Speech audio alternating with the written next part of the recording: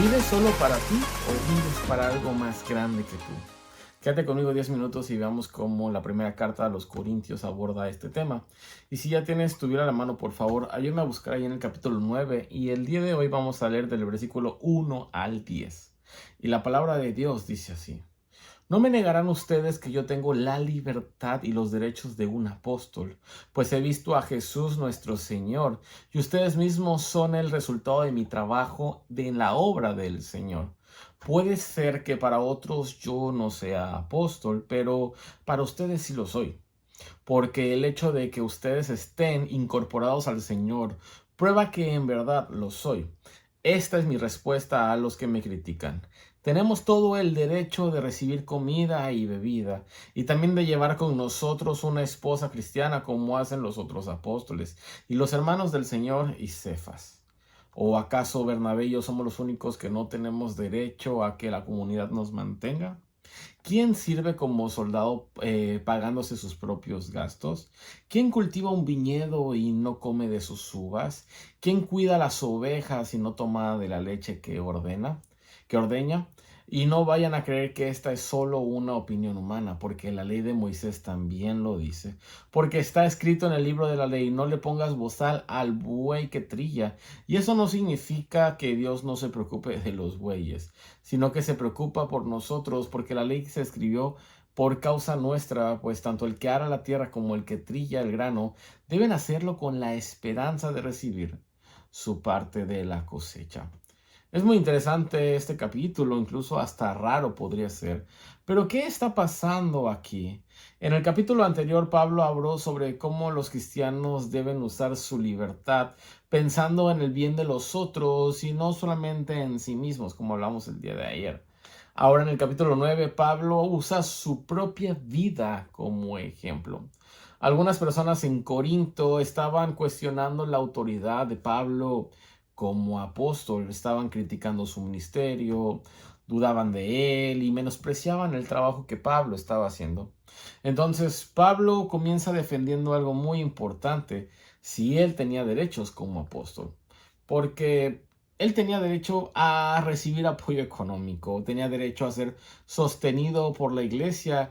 Pablo tenía derecho a vivir del ministerio y Pablo da varios ejemplos para demostrarlos, pero aquí hay algo sorprendente.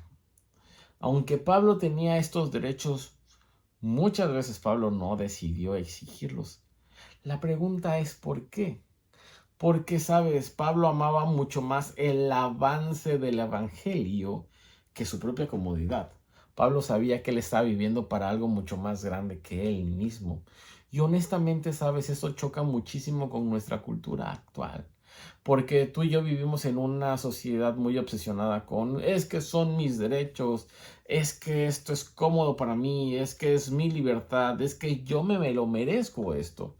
Pero Pablo nos está mostrando una manera completamente de vivir.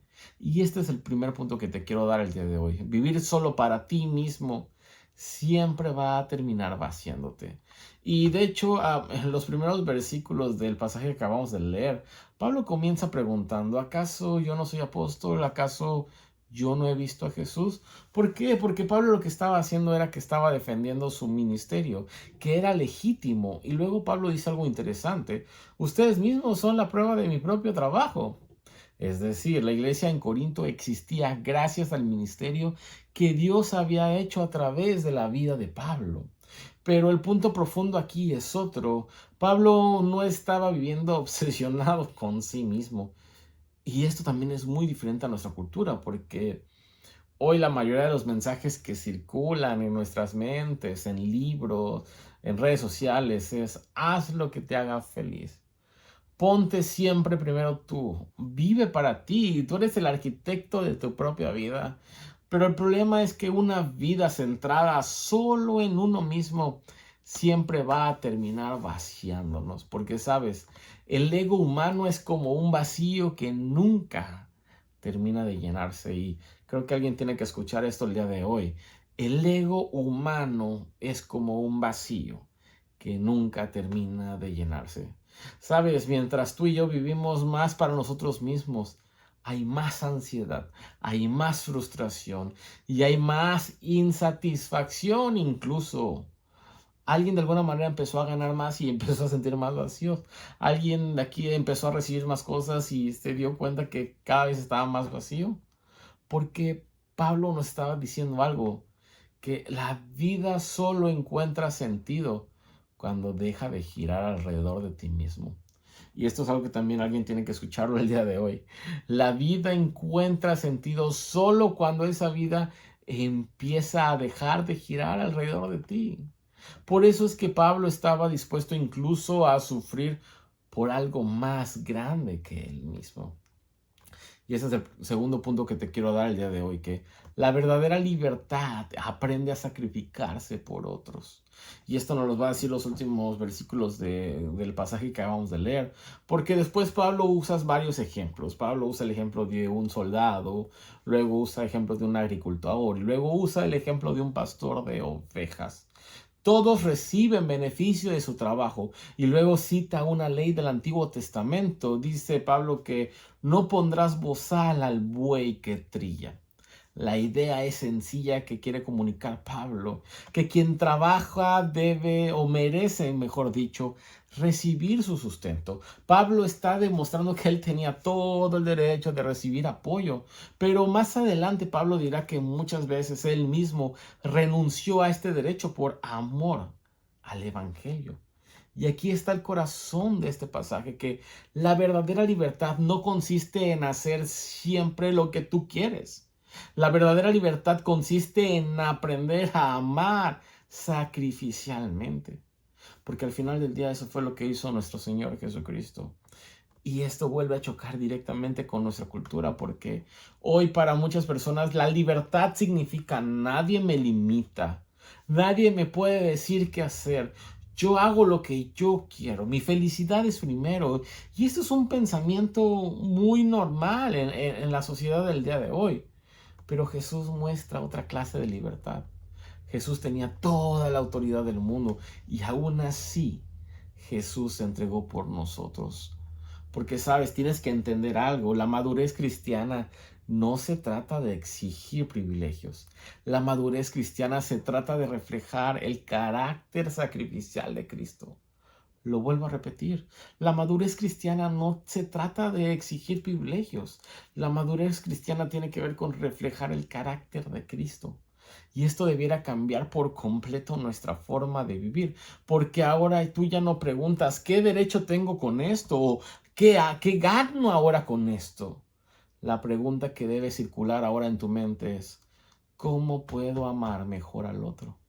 ¿Cómo puedo servir de mejor manera al otro? Concluyendo, 1 Corintios 9, 1 al 10 nos enseña que una vida centrada en uno mismo siempre va a terminar vacía. Y número 2, que la verdadera libertad aprende a sacrificarse por otros. Y todo esto va a apuntar a Jesús, porque Jesús tenía todos los derechos del universo y aún así decidió entregar su vida por ti y por mí.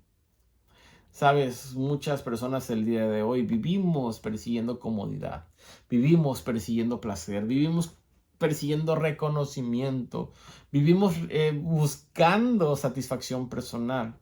Pero Jesús nos muestra algo muy diferente, que la vida más grande no es la vida que se vive para sí misma, sino la que aprende a amar y servir. Y lo vuelvo a repetir, la vida más grande no es la que vive para sí misma, sino que la vida más grande es aquella que aprende a amar y a servir. Y termino con esta pregunta.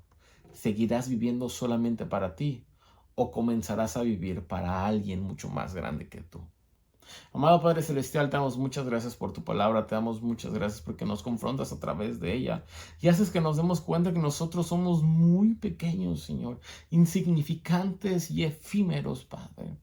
Señor, mata todo ego que hay en nuestro corazón, Señor. Y que no vivamos nada más para nosotros mismos, Señor, sino que ahora vivamos pensando en cómo darte gloria y honra, Señor, sirviendo y amando a nuestro prójimo, Señor. Ayúdanos, Padre, porque nosotros no podemos. En el nombre de Cristo Jesús. Amén. Nos vemos el día de mañana para otro devocional. Que tengas un buen día.